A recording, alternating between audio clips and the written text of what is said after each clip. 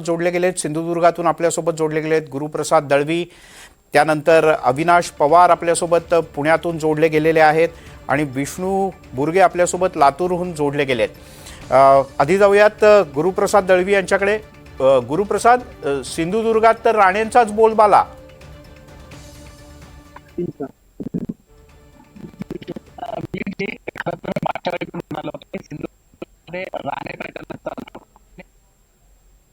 नगर पंचायतीच्या निवडणुकीला त्यांनी युती केली नव्हती, पण यावेळी मात्र जो मागच्या वेळी जो काही त्यांना पराभव पत्करावा लागला होता त्याचं कुठेतरी आता त्यांनी हे करत या जिल्हा परिषद आणि पंचायत समिती निवडणुकीच्या वेळी त्यांनी काय केलं तरी युती केली आणि युतीचा हा कसा फायदा झाला असेल आता जिल्हा परिषदेने बघायला गेलं तर भाजपच्या ज्या आहेत त्या 27 जागा ज्या आहेत त्या त्यांनी मिळवल्या। शिवसेना शिंदे गटाने 14 मिळाले आणि ठाकरे। गुरुप्रसाद, मी येतो तुझ्याकडे।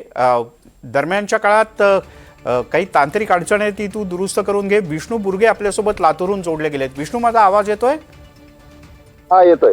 विष्णू, काय लातूरमध्ये चित्र राहिलं? मागच्या प्रदेशाध्यक्षांच्या एका विधानाचा फटका भाजपला अजूनही बसताना दिसतोय का पहिल्यापेक्षा वेगळी स्थिती आहे आता काही? तो फटका बसलायच असं म्हणावं लागेल, कारण काय म्हणतंय लातूर ते टॅगलाईन घेऊन जे आहे ते महानगरपालिकेमध्ये भाजप उतरलं होतं, मात्र यावेळेस ना कुठला नारा होता ना कुठला नेता इथं आला आणि त्यामुळे जे आहे ते काँग्रेस एकल हाती पद्धतीनं पुढे गेल्याचं पाहायला मिळालं। मात्र भाजप असेल राष्ट्रवादी काँग्रेस अजित पवार गट आहे या दोघांमुळे जे आहे ते या दोघांची सत्ता जी आहे ते येईल अशा पद्धतीचे जे आकडे आहेत ते समोर आल्याचं पाहायला मिळतंय। लातूर जिल्ह्यामध्ये जे आकडे समोर आले आहेत ते पहिल्यांदा सांगतो। लातूर जिल्ह्यामध्ये काँग्रेस ह्या सर्वात मोठा पक्ष ठरल्याचं पाहायला मिळतंय। 23 जागा या काँग्रेसला एकल हाती मिळाल्याचं पाहायला मिळतंय। तर दुसरा पक्ष मोठा आहे तो भाजप आहे। भाजपला 18 जागा मिळाल्या आहेत। या अगोदरची ज्यावेळेस 17ची निवडणूक झाली होती त्यावेळेस भाजपला एकल हाती सत्तेमध्ये आलं होतं, 36 जागा आल्या होत्या। यावेळेस मात्र अर्ध्या जागेवरच जे आहे ते भाजपला थांबावं लागलेलं आहे।